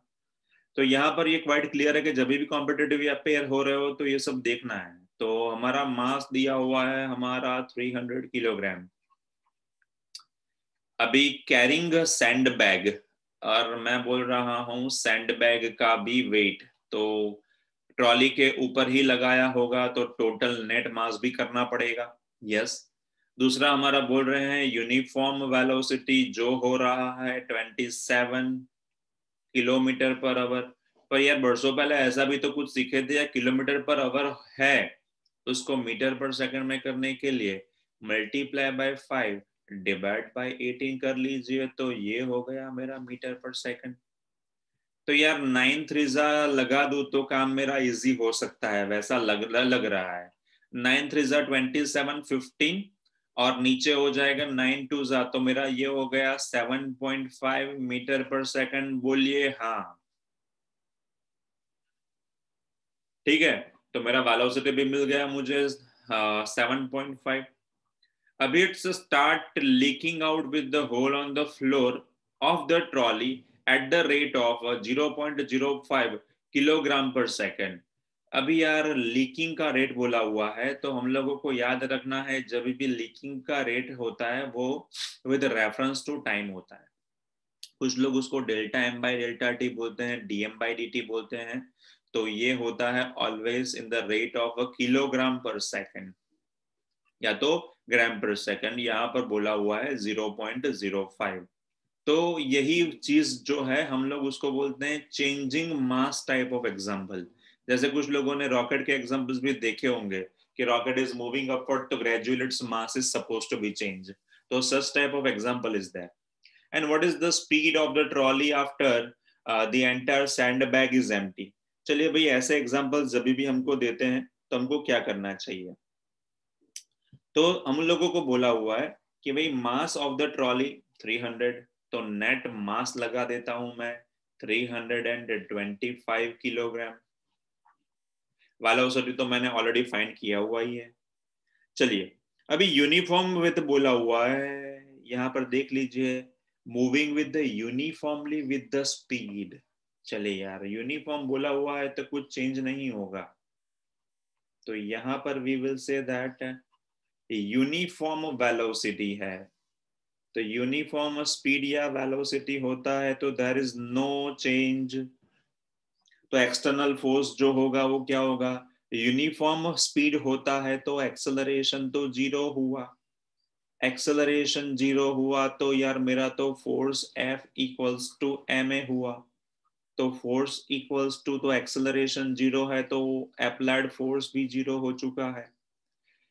यार फोर्स इक्वल्स टू जीरो हो चुका है, तो अभी आगे का काउंटिंग करूं तो मैं तो W equals to F into D बोलता था या तो mgh बोलता था, तो मेरा तो वर्क भी जीरो हो गया।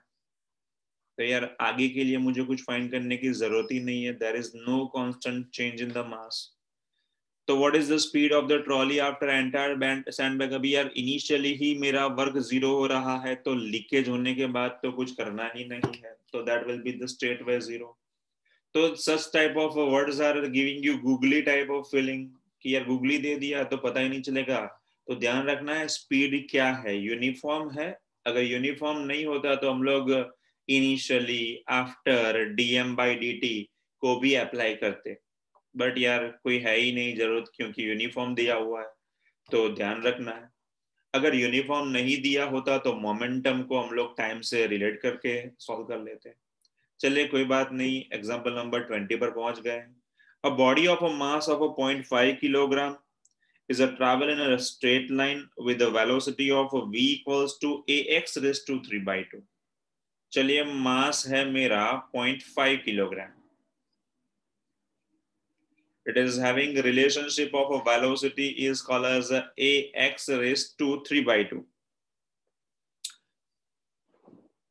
ठीक है, और मेरा जो एक्सेलरेशन है उसका यूनिट जरा ध्यान से देखिए, यहाँ पर एक्सेलरेशन का यूनिट बोला हुआ है 5 मीटर रेस टू -1/2 पर सेकंड। अभी कोई बोलेगा कि प्रिंटिंग मिस्टेक है, बेटा तेरा वेलोसिटी का जो रिलेशनशिप दिया हुआ है ना उसको जरा ध्यान से देख ले, क्योंकि आप रफली ऐसा देखोगे कि भाई v equals to ax raise to 3/2 है, जहां पर a का वैल्यू आपका जो दिया हुआ है, मैं अगर a को फोकस बना दूं तो बेटा तेरा फॉर्मूला हो जाएगा v by x raise to 3/2। Velocity को तो बोलते हैं डिस्टेंस अपॉन टाइम। अभी x वाला जो है वो 3/2 है, उसको ऊपर लेकर जा और देख ले तो तेरा एक्सेलरेशन का इक्वेशन सेम ही रहेगा। तो जो दिया हुआ है एक्सेलरेशन का मीटर पर सेकंड स्क्वायर होता है, वो आप मैं सबको ही जानता है, बट यहाँ पर इक्वेशन जो दिया हुआ है वहां पर a का वैल्यू का यूनिट जो है it is perfect given. Next बोला हुआ है कि what is the work done by the net force during the displacement from, yes, तो डिस्प्लेसमेंट हमारा दिया हुआ है x इक्वल्स टू 0 मीटर से x इक्वल्स टू 2 मीटर तक का हमको डिस्प्लेसमेंट फाइंड करना है। ऐसे एग्जांपल्स जब भी दिए हुए होते हैं तभी हमको ऐसा ट्राई करना है कि हमारे पास इनिशियल क्या दिया हुआ है और क्या है। इक्वेशन दिया हुआ है तो पहले इक्वेशन को लिख लीजिए, देन या तो सिंप्लीफाई करके स्टार्ट करिए या तो वैल्यू दिया हुआ है वहां से स्टार्ट कर दीजिए। तो मुझे यहां पर ऐसा इक्वेशन दिया हुआ है, उसको मैं दो पार्ट में डिवाइड कर देता हूं।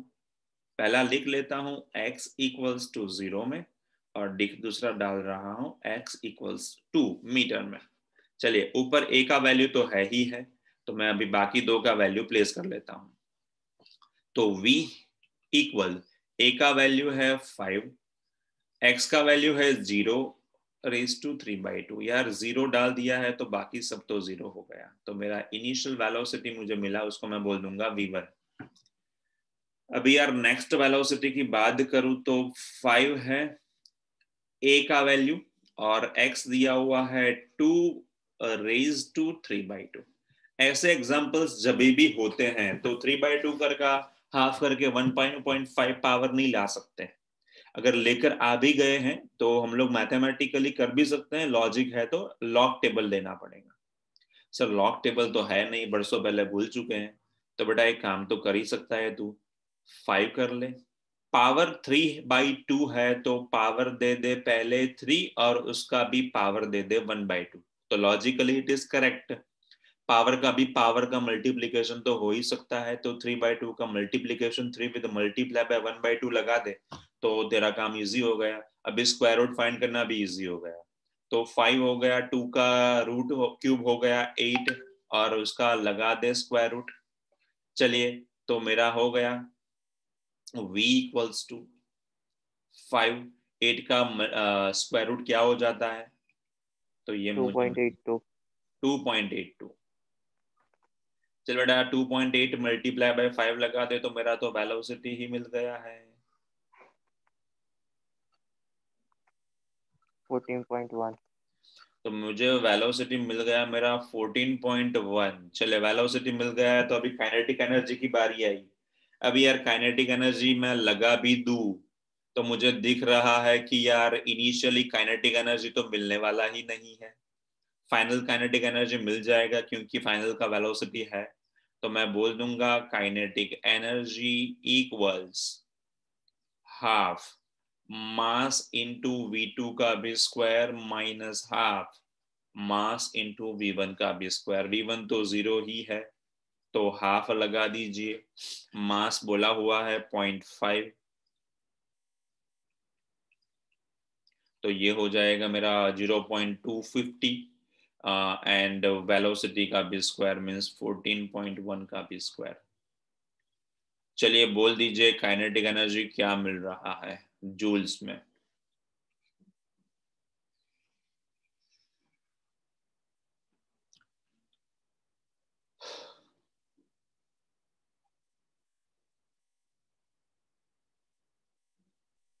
$49.7025। 49.7025 तो नियरेस्ट टू 50 बोल सकते हैं, तो 50 जूल लगा दो चलेगा। तो ये हो गया मेरा एग्जांपल नंबर 20। एग्जाम्पल नंबर 21 की बात करें तो मेरे फेवरेट वाले क्वेश्चंस में से एक और 4 या 5 मार्क में पूछ सकता हूं मैं, क्योंकि आपका जो ओल्ड सिलेबस था उसमें से 5 मार्क्स के क्वेश्चन तो पूछ ही सकते हैं। अनटिल एंड अनलेस कोई नया वाला स्कीम मिल जाए तब तक हमको यही पेपर स्कीम को फॉलो करना है। तो 6.21 में बोला हुआ है blades of a windmill SVEEP out a circle of area capital A। चलिए, तो if wind blows at a velocity v perpendicular to the circle, what is the mass of air passing through it? चलिए मैं तो पहला जो data है वो लिखने का हैबिट बनाता हूँ हर बार, तो लिख लीजिए। पहले आपको बोला हुआ है एरिया जो है वो कैपिटल ए है, वेलोसिटी जो है वो मेरा परपेंडिकुलर है। तो वेलोसिटी के लिए क्या करेंगे, तो वेलोसिटी हम लोग करेंगे, तो वेलोसिटी जो लिखा हुआ है वो तो लिख ही लेते हैं। तो वेलोसिटी मुझे दिया हुआ है v है। तो हम लोगों को बोला हुआ है कि भाई मास कैपिटल M या स्मॉल m कितना हो जाएगा, means that air swept by our windmills blades. तो हमको उसका मास फाइंड करना है। चलिए मास फाइंड करते हैं, उससे पहले जो डेटा है उसकी बात करें। नेक्स्ट में मुझे बोला हुआ है कि what is the kinetic energy of it. तो लेट्स से काइनेटिक एनर्जी भी फाइंड कर लेते हैं। थर्ड में बोला हुआ है it is converting 25% of winds energy into electrical energy. चलिए हमारा परसेंटेज जो रेशियो बोला हुआ है वो बोला हुआ है 25%। तो आप इनडायरेक्टली ऐसे भी तो बोल सकते हैं कि सर वो तो ईटा ही होना चाहिए क्योंकि परसेंटेज है। तो हम लोग ईटा को ऐसा बोल देंगे कि भी आउटपुट पावर या तो इनपुट पावर, तो हम लोग ऐसे लिख सकते हैं। या तो आप लोग बोल दीजिए कि एफिशिएंसी उतना है, तो लेट्स से एफिशिएंसी। नेक्स्ट मुझे बोल रहे हैं ये जो मैंने ऊपर लिखा हुआ है उन सब का वैल्यू दिया हुआ है। चलिए एरिया मुझे दिया हुआ है 30 मीटर का भी स्क्वायर, वेलोसिटी मुझे बोला हुआ है 36 किलोमीटर पर आवर। तो मैं तो यार मल्टीप्लाई बाय 5 डिवाइड बाय 18 कर दूंगा तो मुझे मिल जाएगा 10 मीटर पर सेकंड। अभी वेलोसिटी भी मिल गया है मुझे, मास कुछ दिया हुआ है नहीं, इलेक्ट्रिकल पावर कितना प्रोड्यूस हो रहा है वो फाइंड करना है। तो let's say I am just giving that electrical power कितना हो जाएगा। तो इलेक्ट्रिकल पावर इज व्हाट। चलिए भाई पहले तो हमको डेंसिटी होना नेसेसिटी है, मास तो तभी फाइंड कर सकते हैं, वेलोसिटी या वॉल्यूम भी तो होना चाहिए। तो एक काम कर लेते हैं कि भाई मैं ऐसा बोल सकता हूं कि भाई मेरा जो वेलोसिटी जो दिया हुआ है या तो वॉल्यूम जो दिया हुआ है, तो ऐसे कर सकते हैं। उसके लिए first of all what I am doing is this one, volume होना चाहिए। तो वॉल्यूम तो मेरे पास है नहीं, बट यस वेलोसिटी दिया हुआ है। तो what I am doing is this thing, यार मेरे पास वेलोसिटी है तो वेलोसिटी स्मॉल v है, तो उसको हम लोग बोल सकते हैं x बाई टी। तो x की जगह मैं बोल दूंगा x equals to velocity into time. Yes, तो मैं क्या बोलूंगा कि एरिया मल्टीप्लाई बाय x कर दूं तो मेरा यहां पर वॉल्यूम मिल सकता है, क्योंकि वॉल्यूम के लिए मीटर क्यूब होना चाहिए। एरिया दिया हुआ है, x नहीं है हमारे पास, तो उसकी जगह v इंटू टी तो डाल ही सकते हैं। टाइम तो बोलेंगे टाइम है, उसके लिए कुछ दिया हुआ नहीं है तो हम लोग यूनिट सेकंड या पर सेकंड बोल देंगे। तो ये ऐसे हमारे पास पहला वाला चीज मिला, एरिया है a into x equals to capital V को मैं अलग से लिख लेता हूं क्योंकि वॉल्यूम को अलग लिखना चाहिए, वेलोसिटी भी तो है हमारे पास। तो फर्स्ट ऑफ ऑल मेरे पास वेलोसिटी से रिलेटेड मेरा जो मिला तो मैं प्लेस कर दूंगा यहाँ पर first of all v equals a, x का भी वैल्यू यहाँ पर डाल देता हूं जो है वेलोसिटी इनटू टाइम। तो ये ऐसे आपको सोचना है, ऐसा बार बार सोचने के लिए आपको मजबूर भी करेंगे, एग्जांपल्स काफी सारे ऐसे आएंगे 12th में भी। तो वॉल्यूम इक्वल्स टू मुझे मिल गया एरिया, वेलोसिटी एंड टाइम। चलिए अभी मुझे यहां पर से मास फाइंड करने के लिए बोला हुआ है, तो इक्वेशन फाइंड कर लेते हैं। तो मास को क्या बोलते हैं, तो मास को बोलते हैं हम लोग volume multiply by density. Volume है मेरा कैपिटल V एंड डेंसिटी है मेरा रो। तो using equation number 1 I am using that region is 1। चलिए मेरा वॉल्यूम क्या है, वॉल्यूम है मेरा A, वेलोसिटी है V और T, ये मेरा वॉल्यूम दिया हुआ है। और डेंसिटी क्या है, रो लगा दिया। तो भाई मेरा तो मास जो फाइंड करने का फर्स्ट टास्क था वो तो मैंने अचीव कर लिया। अभी task number second, kinetic energy. चलिए काइनेटिक एनर्जी पर पहुंच जाते हैं, सेकंड पार्ट पर। तो काइनेटिक एनर्जी का तो इक्वेशन ही क्या है, तो काइनेटिक एनर्जी का तो इक्वेशन है 1/2 mv²। तो 1/2 mv², using equation number second one, तो रीजन इज सेकंड वन, तो दैट इज हाफ। मास को मैं बोल देता हूं a, वेलोसिटी t और रो, ये है मेरा मास का वैल्यू। वेलोसिटी का भी स्क्वायर, तो ये मेरा हो जाएगा काइनेटिक एनर्जी को 1/2 a, वेलोसिटी का हो गया क्यूब, ये हो गया टाइम t, और ये हो गया मेरा रो। तो भाई मुझे काइनेटिक एनर्जी फाइंड करना था, वो भी फाइंड कर लिया मैंने। वैल्यू किसी की जरूरत नहीं है क्योंकि दिया हुआ है कुछ का नहीं दिया हुआ है। रो ऑफ एयर नहीं दिया था, इसलिए मुझे उसकी जरूरत नहीं थी। चलिए दिया हुआ होता तो मैं बोल देता कि भाई रो ऑफ एयर जो है, हाँ है दिया हुआ है 1.2 किलोग्राम पर मीटर क्यूब, तो प्लेस कर सकते हैं वैल्यू यहाँ पर। टाइम है जो मेरा यूनिट सेकंड में है, तो उसको लिखने की जरूरत नहीं है, तो leave it as it is, क्योंकि उसके लिए मुझे कुछ ज्यादा हेडेक देने की जरूरत नहीं है। अगर आप वैल्यू प्लेस करना चाहते हो तो कर सकते हैं। थर्ड में मुझे बोला हुआ है 25% इसका ईटा है, एफिशिएंसी है।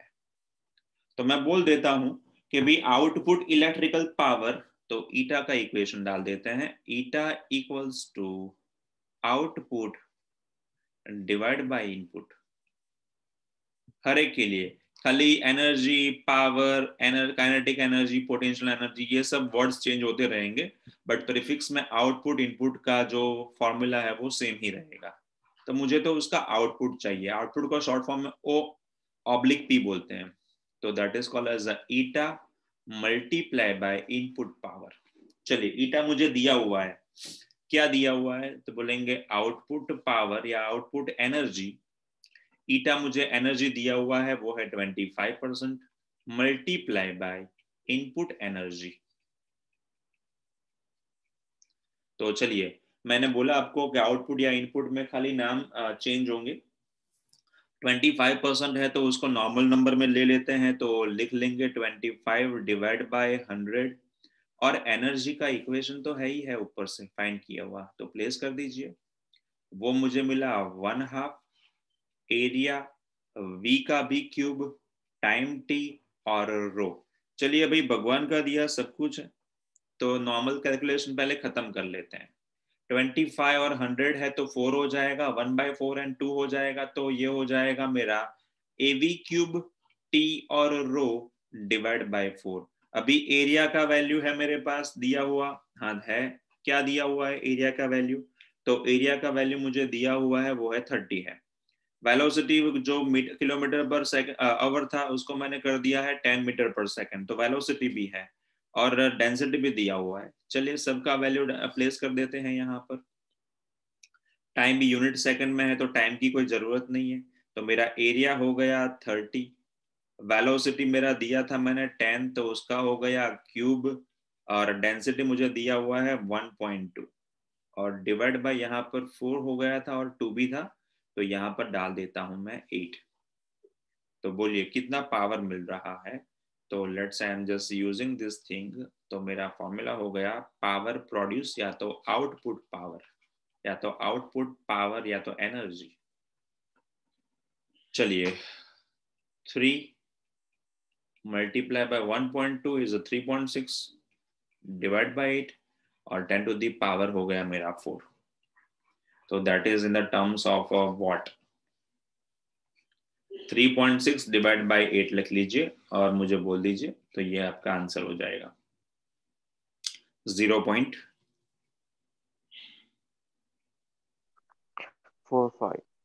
0.45, तो इसको ऐसे भी तो लिख सकते हैं 4.5 cross 10 to the power 3 watt, या तो किलो में लिखना है तो 4.5 किलो वोट। तो ये हो गया मेरा आंसर यार इसका। अभी यार 22 कर लेते हैं, सेकंड लास्ट। थोड़ा बहुत थक भी गए होंगे आप लोग, A person is trying to lose weight, lift some mass of 10 kilogram. चलिए कोई जिम में चला गया है, सर्दी का मौसम है, तो वेट लूज करने का हर कोई रेजोल्यूशन लेता है 1 जनवरी को, और 8 या 10 जनवरी तक उसका रेजोल्यूशन डिसॉल्व हो जाता है.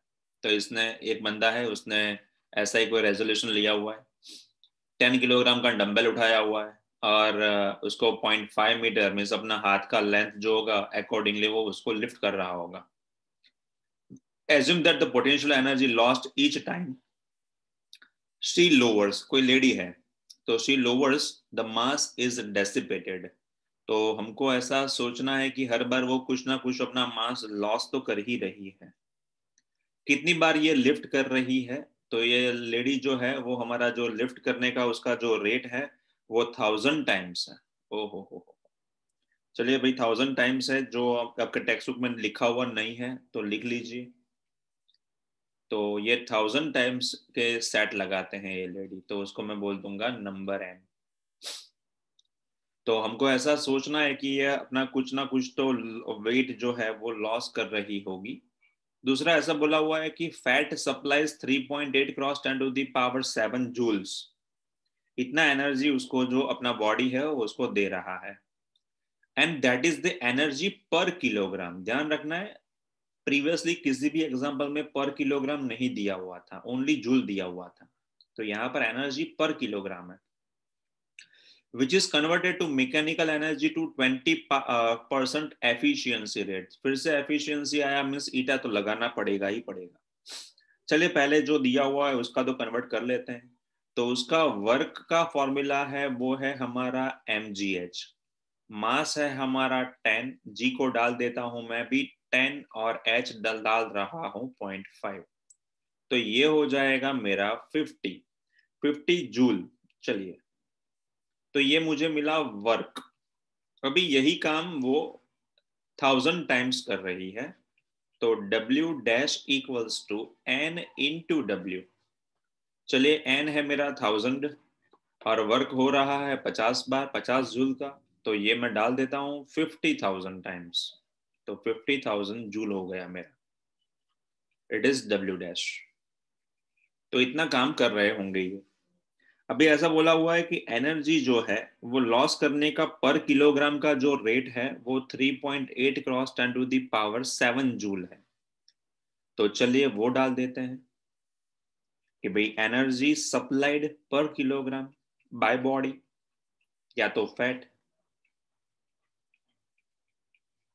Energy supplied by fat during per kilogram equals 3.8 10 to the power 7 joule. चलिए 20% वो अप्लाई हो रहा है, तो 20% मल्टीप्लाई बाय इनपुट पावर, तो ये हो जाएगा मेरा आउटपुट पावर. चलिए 20% है तो नंबर नॉर्मल करना पड़ेगा, तो मैं इसको बोल दूंगा output power equals to 20 divide by 100. Input power जो है वो है मेरा 3.8, तो that is 3.8 cross 10 to the power 7, तो that is 3.8 10 to the power 7. तो पावर आउटपुट 1/5 और 3.8, तो that is 1/5 into 3.8 into 10 to the power 7. चलिए 3.8 डिवाइड बाय 5 कर लीजिए. 0.76. That is a 0.76 cross 10 to the power 7. ये मुझे मिला इनपुट आउटपुट पावर. इसको मैं बोल दूंगा वॉट, या तो बोल दूंगा जूल पर किलोग्राम लिखा हुआ है हमारा यूनिट, तो हम लोग इसको डाल देंगे जूल पर किलोग्राम. अभी हमारा जो था, हम लोगों ने बॉडी ने जो सप्लाई किया था वो 50,000 जूल था, और यहाँ पर हम लोगों को जो मिला है वो 0.76 है.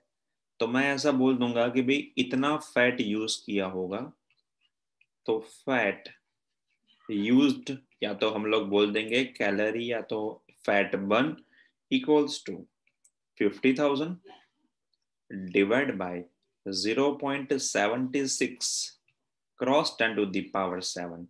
क्रॉस 10 टू द पावर 7 को ऊपर डाल दिया तो 10 टू द पावर -7 हो जाएगा, डायरेक्टली बोल दीजिए और 0 को हटा दीजिए तो -2 हो जाएगा। तो that is a 5 cross 10 to the power -2 divide by 0.76। चलिए कितना मिल रहा है? तो फैट बर्न 6.57। तो that is 6.57 cross 10 to the power -2। ऊपर का यूनिट था वो जूल था, नीचे का था जो वो जूल पर किलोग्राम था। तो यहाँ पर ध्यान रखना है इतना वेट उसने इतने सेट में बर्न किया होगा। काफी कम है बट धीरे धीरे हो रहा है बर्निंग, तो लेडी विल बी हैप्पी।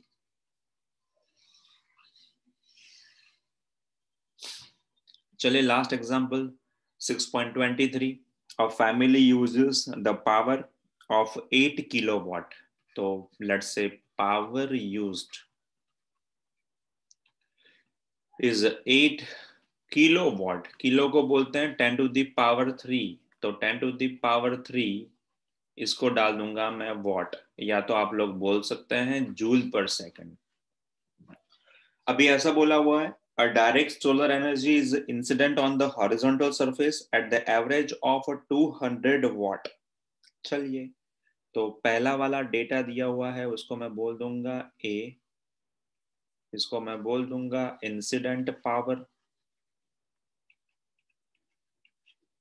जो मुझे दिया हुआ है 200 वाट पर स्क्वायर मीटर।